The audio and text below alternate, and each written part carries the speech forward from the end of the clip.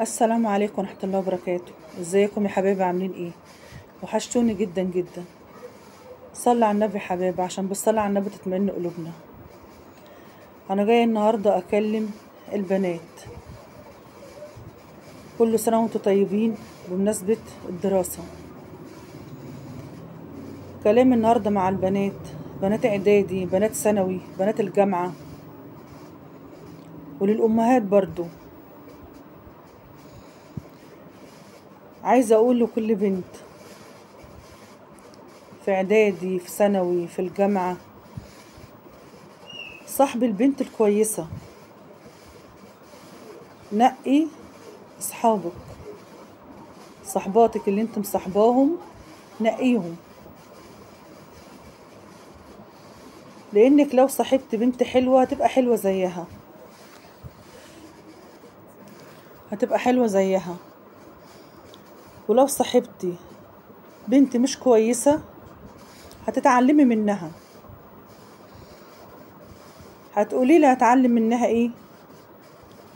اقولك هتتعلمي منها لو هي بتكذب هتتعلمي الكذب زيها.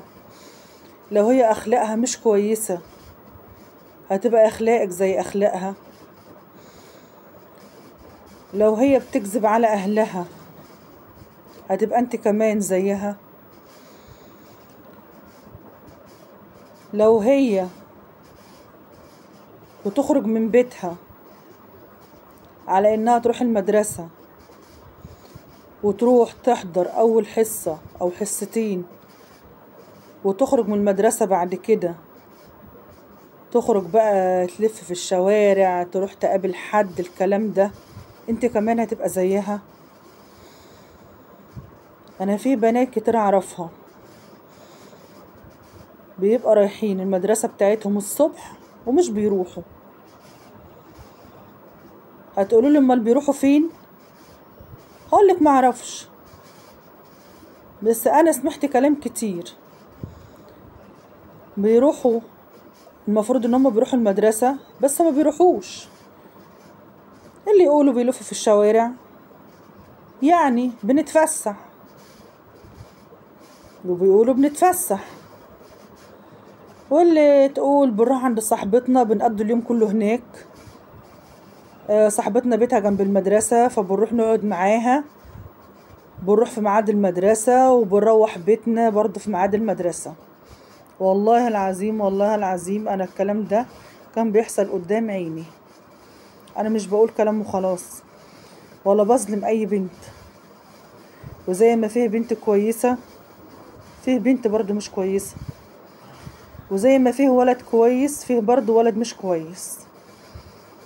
وزي ما احنا دايما بنقول ان الولد اللي مش كويس بيبوظ الكويس، او الولد الحلو بيمشي مع ولد وحش، يعني الوحش بيبوظ الحلو، الكلام ده زي ما انتوا فاهمين.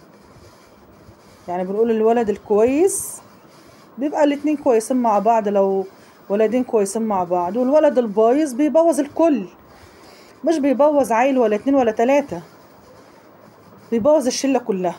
لو 3 4 اصحاب ولا حاجة ودخل معاهم ولد مش كويس، اخلاقه اسلوبه طريقته بيبوظ ال3 4 الباقيين. نفس الحكاية البنات بالظبط. الكلام ده الاول كنا بنقول على الصبيان، دلوقتي نفس الحكاية للبنات بالظبط. ان البنت تبقى خارجة رايحة مدرستها او طالعة من بيت اهلها عشان رايحة المدرسة بتاعتها، سواء اعدادي ولا ثانوي ولا جامعة ولا الكلام ده، وتبقى في دماغها ومتفقة مع بقية البنات. اذا كانوا بنتين 3 4 متفقين مع بعض: لا احنا هنخرج بس مش هنروح المدرسة. امال هنروح فين؟ تطلع كده واحدة بقدرة قادر: هنروح النهاردة عند فلانة نقضي اليوم معاها. نقول لامها اي حاجة بقى اللي موجودة في البيت دي اللي احنا رايحين عندها بقى، باب المدرسة اتقفل، ملحقناش نخش، مرضوش يدخلونا، فجينا نقعد مع بعض شوية، جينا نذاكر، جينا نفطر. لو الكلام ده. وفيه نوع من البنات، نوع تاني بقى، اللي هو برضو ما يروحش المدرسة بس بيبقى عارفين بقى هيعملوا ايه. اللي هو بقى هندور بقى نلف بقى في الشارع شوية بقى لحد ميعاد المروح بقى ما يجي. ميعاد بقى خروج العيال بقى من المدارس، كل واحده بقى تروح على بيت اهلها. اللي هو بقى طب هنروح فين يا بنات؟ هنلف في الشارع شويه، بغرض بقى ان هم يتفسحوا، بغرض ان بيكون فيهم حد تاني يعرف ولد، سواء ممكن يبقى لو 3 4 بنات مع بعض بتلاقوا فيهم بنت او بنتين بيعرفوا ولاد، يعرفوا صبيان يعني، بيكونوا متفقين مع بعض ان هم يخرجوا الصبح، الولاد والبنات اللي هم لو ولدين وبنتين لهم علاقة ببعض، بيبقى متفقين ان احنا مش هنروح المدارس وهنتقابل في المكان الفلاني ونلف مع بعض. ياخدوا معاهم مين؟ ياخدوا معاهم البنتين التانيين الكويسين، لو فيهم بنتين كويسين ولا حاجة يروحوا مع بعض، البنتين الكويسين مع البنتين التانيين اللي هم خارجين مع اولاد بقى يتمشوا الكلام ده. علشان خاطري مفيش بنت تعمل كده. نقوا صحباتكم، نقوا صحباتكم، نقوا صحباتكم يا بنات، لان زي ما قلت البنت الحلوة بتعرف اللي زيها، والبنت الوحشة بتعرف برضو اللي زيها واللي شبهها، والحلوة تبقى معروفة والوحشة معروفة. وبلاش تخلي حد يضحك عليكم، بنت زيك تضحك عليكي ان انت تبقى متفوقة في دراستك وان انت تبقى عيلة ناجحة والكلام ده، وهي ممكن تبقى فاشلة وبتسقط وبتجيب ملاحق والكلام ده، او بتعدي على الحركرك كده زي ما بيقولوا، بس هتاخدك معاه في سكتها. لو انت متفوقة وناجحة، لا، هيجيلك النجاح منين بقى؟ ما احنا خلاص عرفنا سكة الهروب بقى، وان احنا ما نروحش المدارس بتاعتنا، وعرفنا ان احنا ان ازاي نكذب على اهالينا، تبقى الام في قاعدة في البيت في امان الله ومخرجة بنتها بهدوم المدرسة بتاعتها ان هي رايحة بقى مدرستها والكلام ده. وللأسف تلاقي البنت في حتة تانية. علشان خاطري يا بنات، عشان خاطري بلاش تعرفوا حد مش كويس، بلاش، علشان خاطر مستقبلكم، عشان خاطر اهاليكم. اهاليكم دول تبقى قاعده في البيت وعارفين ان انتوا فين، المفروض في المدرسه او في الدرس، حتى والله في الدروس برضو، والله حتى في الدرس العيله المفروض انها رايحه درسها، تبص تلاقيها لا، اللي رايحه الدرس دي تلاقيها عند واحده صاحبتها، اللي رايحه الدرس دي تلاقيها ماشيه رايحه بقى في اي حته بقى، سواء بقى لوحدها ولا حد تاني معاها. انتوا بقى فاهمين انا اقصد ايه؟ نتفق بقى مع حد بقى يتقابلوا الكلام ده. وذنب الاهالي ايه؟ ان هم عندهم ثقة في عيالهم. لازم نبقى عارفين ولادنا رايحين فين. لو بنتنا رايحة الدرس ابقى عارفة ان هي رايحة الدرس بتاعها. هتقولوا لي ازاي؟ همشي وراها اراقبها في موبايل، في موبايل. يوم ما يكونش عندك ثقة 100% في بنتك، اتصل على المستر بتاعها، اتصل على الميس بتاعتها اللي هي بتاخد معاها الدرس، سواء بقى مستر ولا ميس. مش بقولك تكلمي البنت بقى، يعني كلمت البنت والبنت قالت لك اه يا ماما انا في الدرس، او ده انا رايحه، او ده انا داخله، وقلبك حاسه ان الموضوع فيه حاجه غلط، كلمي المستر او كلمي الميس. لازم يبقى معاكم ارقام المدرسين بتاع عيالكم. اي عيله بتاخد درس، بنت كبيره صغيره بقى، ثانوي، جامعه، اعداد، الكلام ده، هتقولوا له هو ده ينفع؟ اه ينفع طبعا، ما ينفعش ليه؟ معايا رقم المستر اطمن على بنتي، اشوف مستواها ايه. او انت هتقولوا له انا براقبها؟ مش هتقول انا براقب بنتي، بطمن على بنتي عامله ايه معاك يا مستر في الدرس، شغاله معاك ولا لا، الحال ايه، تمام ولا ايه كده. اسال على بنتي. ده نهار ما يكون ما عندكيش ثقه في بنتك، لما تكوني عارفه ان بنتك مصاحبه واحده ما هياش كويسه. انت عندك ثقه ببنتك وكل حاجه ماشي، بس بنتك ماشيه مع عيله مش كويسه، انت بتحس على فكره، ما انا ام برضو وبحس، ومعايا البنت زي ما قلت قبل كده ومعايا الولد، وبيبان اذا كانت البنت دي كويسه ولا مش كويسه.